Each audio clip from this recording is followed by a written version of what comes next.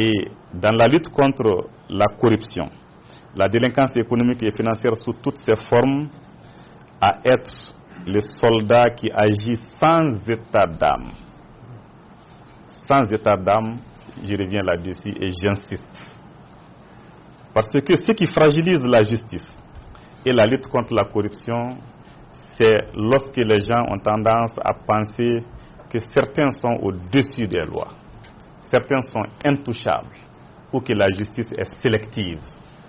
C'est ce qui peut fragiliser la lutte. Vous devez aussi vous dire que le pôle économique et financier n'est pas une juridiction comme les autres. C'est une juridiction qui a été créée spécialement pour protéger les intérêts de l'État. Quand je dis État, je ne dis pas gouvernant. Les gouvernants passent, mais l'État est là. Il s'agit de l'intérêt général de l'ensemble des Maliens. Donc le pôle est créé pour défendre ces intérêts-là. Et ces intérêts sont au-dessus de tout, au-dessus de toute considération. C'est-à-dire donc, quand on engage des actions au niveau du pôle économique et financier, en phase d'enquête, de poursuite, d'instruction, de jugement, d'exécution des décisions, on doit avoir cette hauteur d'esprit. Et c'est dire que l'intérêt commun est au-dessus de tout. On se bat pour l'intérêt commun, on se bat pour protéger l'intérêt commun. Donc dès lors, chaque fois que les faits sont établis ou sont de nature à être établis, c'est sans état d'âme. Quand je dis sans état d'âme, quand il y a des gens contre lesquels il n'y a rien, où il y a des choses, des charges faibles, on peut comprendre que certaines mesures puissent être aménagées. Ça c'est humain, c'est normal. Mais chaque fois que les faits semblent établis, les faits sont graves, il faudrait que la réaction de la société soit à la hauteur de la gravité des infractions. Parce que les délinquants économiques et financiers sont des véritables criminels. Imaginez une seule personne qui empoche des centaines de millions, voire des milliards, pour son confort personnel, alors qu'il y a d'autres qui n'ont pas de l'eau à boire, qui n'ont pas de centre de santé où se soigner. Il n'y a pas de route. J'imagine dans les coins reculés, comme mon village, situé à plus de 45 km de Bandiagara, nous n'avons pas de route. Des femmes en couche ne peuvent pas être transportées avec des ambulances. Il n'y en a pas. C'est des charrettes qui sont utilisées. Et il y en a qui meurent en cours de route. Il y a des gens qui meurent pour un petit paludisme, parce que les médicaments de première nécessité ne sont pas là. Les routes ne sont pas là. Et quand il ne pleut pas, les gens ne savent pas où donner de la tête. Cela est inadmissible. Quand on sait que le budget qui est voté est énorme, les postes de dépenses sont là, les besoins sont là, mais l'argent va ailleurs. Cela n'est pas acceptable. Vous avez vu récemment les chiffres produits par le président de l'OCLEI, quand il disait que les détournements qui ont été faits des indépendances à nos jours peuvent permettre, si les sous étaient là, la construction de plus de 200 centres de santé. Imaginez, tous les villages en auraient eu. Donc, nous devons lier la lutte contre la corruption en mettant la corruption en parallèle avec le développement. Parce que la corruption, c'est un frein au développement. C'est une perte pour les pays. Donc nous devons faire en sorte que cette corruption-là ne puisse pas hypothéquer l'avenir de nos enfants. Qu'elle ne puisse pas hypothéquer le développement de notre pays. Donc c'est pourquoi nous devons lutter de façon soutenue contre la corruption. Nous devons le faire sans état d'âme. Ça, j'insiste beaucoup là-dessus. Et le président de la transition, le chef du gouvernement aussi, m'ont demandé de vous transmettre ces messages-là.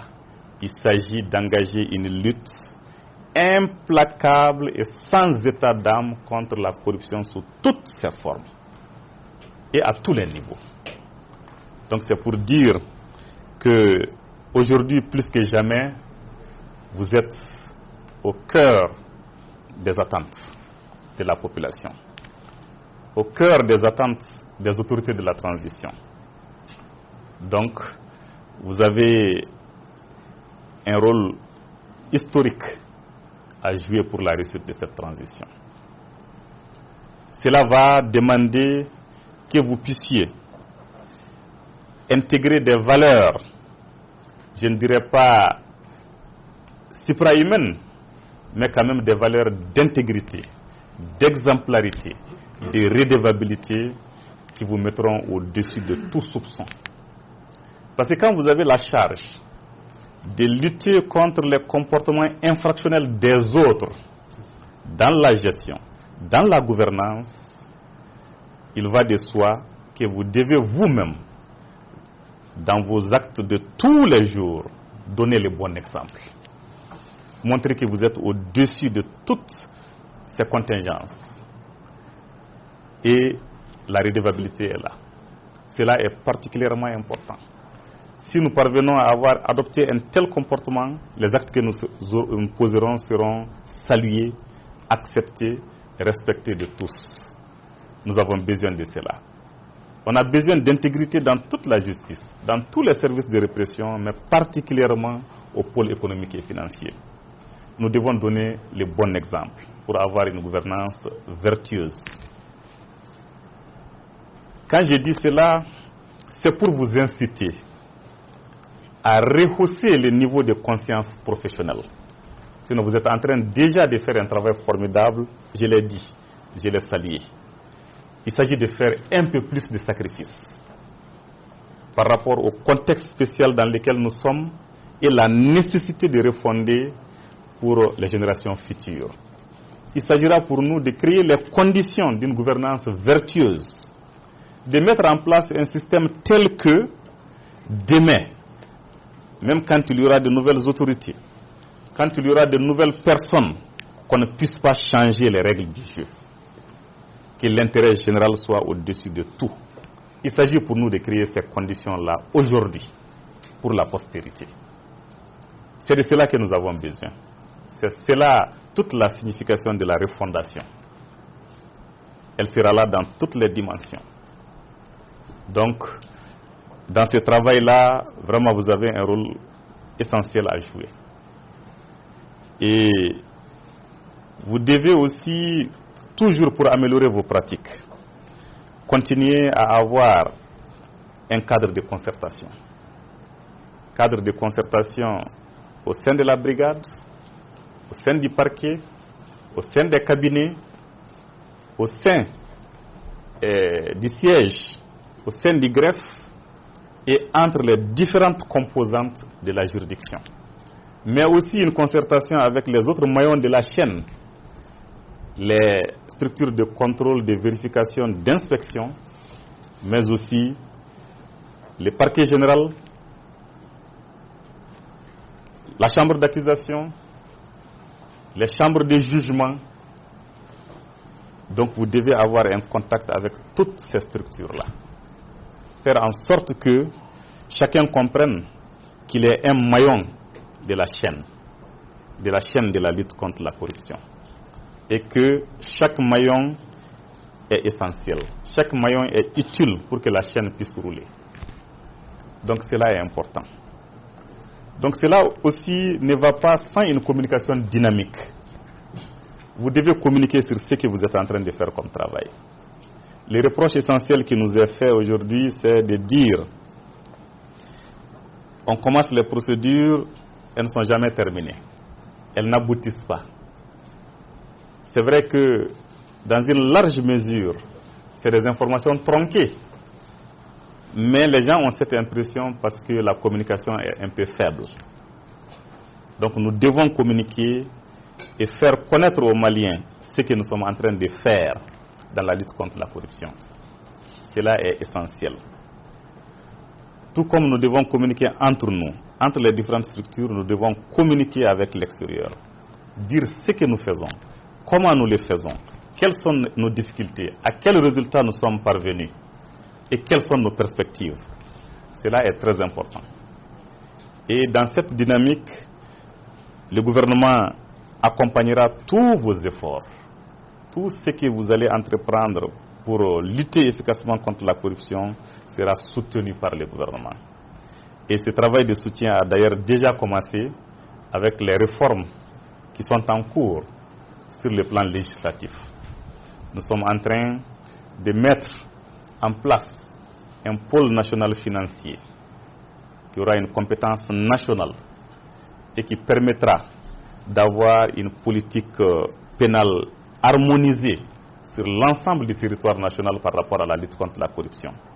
Les textes ont été adoptés en Conseil des ministres, donc le mercredi surpassé.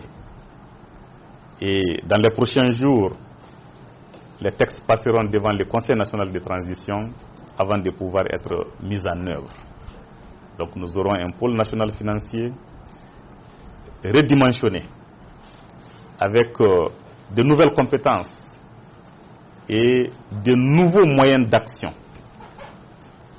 L'État entreprendra tout pour améliorer les conditions de travail sur tous les plans.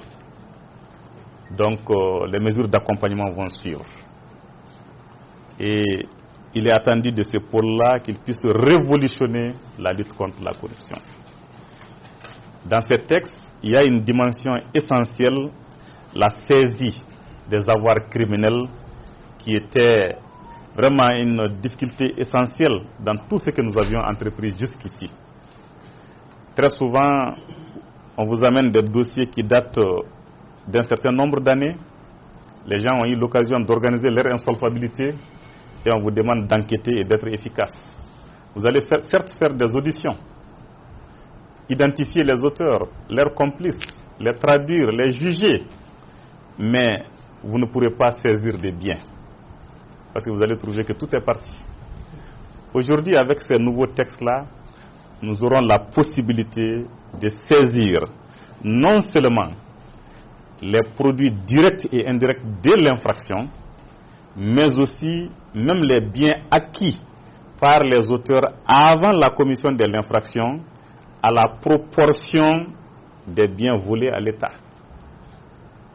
Donc quelqu'un qui a acquis des biens il y a 20 ans et qui commet une infraction aujourd'hui, infraction dont les préjudices ne peuvent pas être couverts par les produits de l'infraction, on procédera à des saisies sur son patrimoine, sur les biens acquis même avant la commission de l'infraction, à hauteur de ce qu'il a pu causer comme préjudice à l'État. Donc en ce moment, les gens, certains vont partir hors du pays, mais ils ne pourront pas aller avec les maisons. Les biens seront là et on pourra les saisir. L'État va rentrer dans ses droits comme on l'a dit. Donc ça, c'est une avancée notable à saluer et nous encourageons le CNT à adopter cela très rapidement pour que nous puissions commencer cette lutte avec cette nouvelle dimension. Cela est vraiment très important. Donc c'est pour dire au total que la lutte contre la corruption est un chantier qui va démarrer avec un nouvel esprit, qui va démarrer avec de nouveaux moyens, qui va démarrer avec une nouvelle dynamique sur laquelle nous sommes fortement attendus. Que tous les éléments de la chaîne se sentent concernés. Les greffes, je l'oubliais.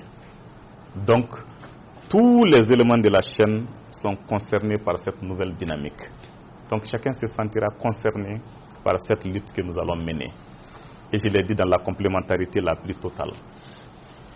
Donc, nous attendons vraiment votre accompagnement, votre soutien pour permettre de faire bouger les lignes. Et nous avons prévu aussi, pour rendre votre travail visible, d'organiser des sessions d'assises spéciales dédiées aux dossiers économiques et financiers. Je crois que le procureur général aura un mot là-dessus pour vous faire un peu le point par rapport aux préparatifs en cours pour l'organisation de ces audiences spéciales sur les dossiers économiques et financiers. Donc voici brosser les attentes du peuple malien, les attentes de la transition. Et sur cela, le gouvernement mettra tout en œuvre pour vous accompagner. Et je voudrais, avant de terminer, vous dire toute ma satisfaction d'être là avec vous, toute ma satisfaction pour le travail qui a été fait et qui est en train d'être fait.